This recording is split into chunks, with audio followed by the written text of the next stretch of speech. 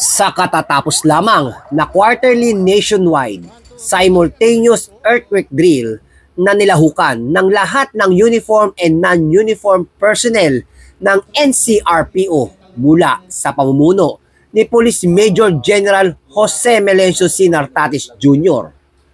Sa unang bahagi ng drill, agad na nagbigay ng hudyat ang emergency alarm sa mga gusali sa Camp Bagong Diwa, Bicutan, Taguig City upang ipaalam ang agad na paglikas ng mga empleyado nito sa pamamagitan ng duck, cover, and hold techniques na makakatulong sa kanila sa pagligtas ng kanilang sarili sa oras ng lindol at kung sakali mang mayroong mga hindi inaasahang insidente, nakaantabay din ang mga ambulansya ng RMDU NCR upang maihatid sa paggamutan ang mga biktima at bigyan ng pangunahing lunas o first aid techniques ang mga ito.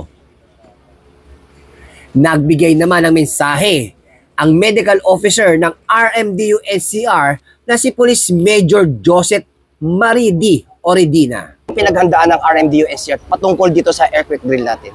Of course, sir, during a disaster, ang task po ng taga-RMDU, hindi lang RMDU but the entire health service of the Philippine National Police is kami po ang sa part ng health and sa medical team.